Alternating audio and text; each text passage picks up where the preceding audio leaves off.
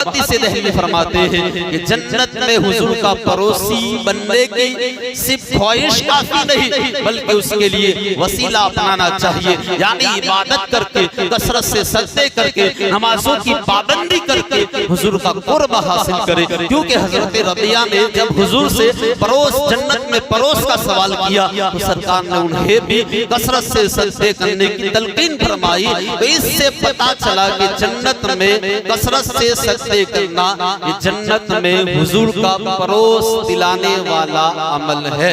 मोहतरम हज़रात, कितना आसान अमल है कसरत से सजदे करना।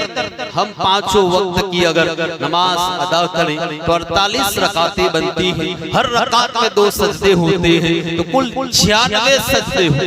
इसके अलावा आप सजदे शुक्र करें, इसी तरह सजदे तिलावत है और भी सजदे हैं। लेकिन यहाँ उससे मुराद नफल नमाज, नमाजों की कसरत, पांचों वक्त की नमाज के साथ साथ नफल नमाज की कसरत ये प्यारे मुस्तफा का पड़ोसी बना देती है। मोहतरम हजरात, कितना अच्छा अमल है। अगर हम कसरत से सजदे करें तो अल्लाह का कुर्ब भी हासिल होगा, प्यारे मुस्तफा का पड़ोस भी नसीब होगा।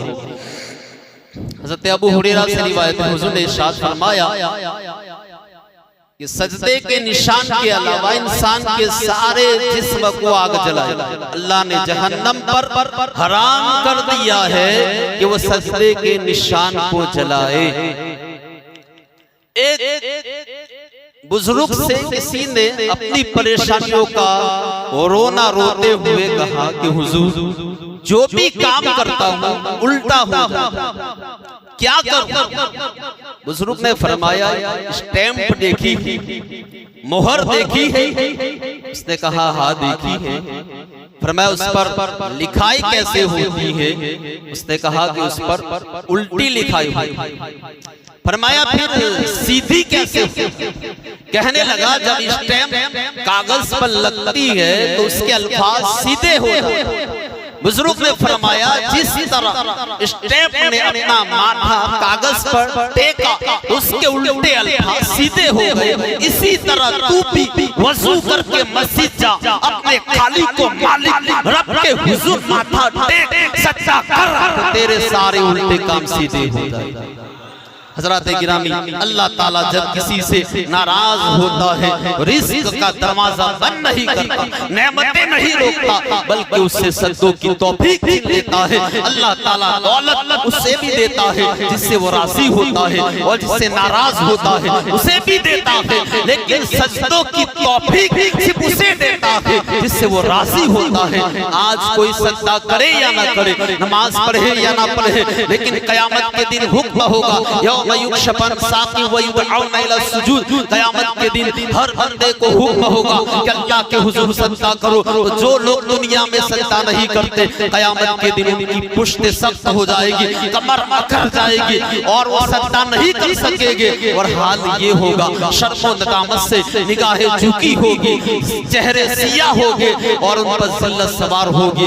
अहले जन्नत में रहते हुए जहन्नमियों से पूछेंगे मा सलककुम फी सक़र, तुम्हें कौन सी चीज जहन्नम में ले गई? तो अहले जहन्नम कहेंगे लम नकु मिनल मुसल्लीन, कि हम नमाज नहीं पढ़ते थे। मोहतरम हज़रात, क़यामत के दिन सबसे पहला सवाल नमाज का होगा, सबसे पहला हिसाब नमाज का होगा।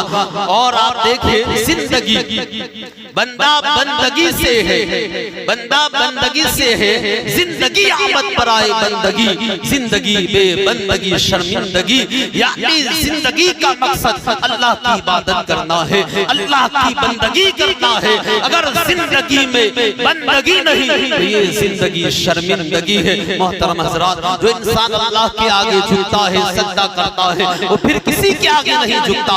अल्लामा इकबाल ने कहा कि वो एक सजदा जिसे तू गिरा समझता है, 1000 सजदे से देता है इंसान को नजात। यानी बंदा सबसे सबसे ज्यादा करीब सजदे में रब के होता है। सजदे में बंदा रब से मुलाकात करता है, मुनाजात करता है। अल्लामा इकबाल फरमाते हैं कि वो एक सजदा जिसे तू गिरा समझता है, यानी नमाज में होने वाला एक सजदा ऐसा है, बंदा अगर ये एक सजदा कर ले तो 1000 सजदों से 1000 लोगों के आगे झुकने से महफूज हो जाता है। इंसान अपनी ख्वाहिशात की तकमील के लिए मालदारों के सामने झुकता है, साहिब इक़्तिदार लोगों के सामने झुकता है, हुक्मरानों के सामने झुकता है। अल्लामा इकबाल फरमाते हैं जिसने तुझे पैदा किया है, जो तुझे रिज़्क़ देता है, सेहत देता है, उसके सामने झुक जा, उसे सजदा कर तो ये एक सजदा 1000 लोगों के सामने झुकाने से तुझे बचा लेगा।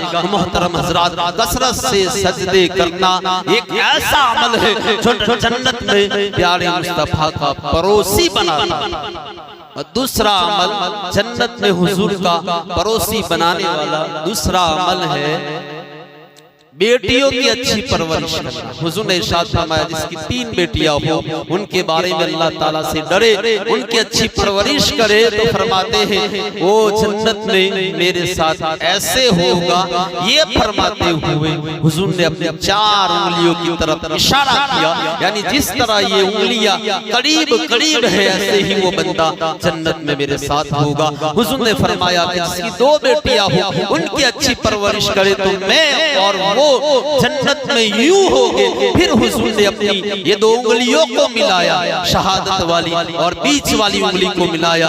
बेटियों की परवरिश करना एक ऐसा अमल है जो जन्नत में हुजूर का पड़ोसी बनाता है। तीसरा अमल और चौथा अमल है, हुजूर ने चौथा अमल है यतीम की कफालत करना, परवरिश करना। हुजूर ने फरमाया जिसने 3 यतीम बच्चों की कफालत की, वो रात में इबादत करने वाले, दिन में रोजा रखने वाले और सुबह शाम जिहाद करने वाले की तरह है। मैं और वो जन्नत में एक साथ यूं रहेंगे जैसे ये 2 उंगलियां हैं, यानी शहादत और बीच वाली उंगली है, इस तरह हम साथ में रहेंगे। इसी तरह जन्नत में हुजूर का परोस दिलाने वाला एक अमल है बड़ों का अदब करना, छोटों पर शफकत करना। हुजूर ने हजरत अनस को नसीहत करते हुए फरमाया ऐ अनस बड़ों का अदब करो, छोटों पर शफकत करो, जन्नत में मेरी रिफाकत पालोगे।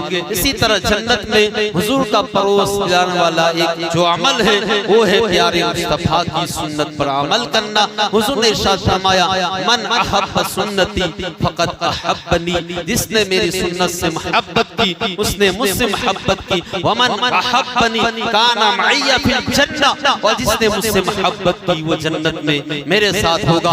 मोहतरम हज़रात, अगर आप चाहते हैं कि सिर्फ जन्नत नहीं, जन्नत में हुजूर का परोस चाहते हैं, हुजूर का कुर्ब चाहते हैं, हुजूर की नजदीकी चाहते हैं, तो पहला अमल ये है कसरत से सजदे करने होंगे, यानी 5 नमाजों के साथ साथ नवाफिल की कसरत करनी होगी। इसके बाद आपको अल्लाह ने बेटियां दी है तो उनकी अच्छी परवरिश करे। इसी तरह छोटों पर शफकत करे, बड़ों का अदब करे, प्यारे मुस्तफा की सुन्नतों पर अमल करे, यतीम की किफालत और परवरिश करे। ये वो अमल है कि अल्लाह ताला आपको जन्नत में प्यारे मुस्तफा का पड़ोसी बना देगा, हुजूर का कुर्ब नसीब हो जाएगा। तो अल्लाह ताला हम सबको हुजूर का जन्नत में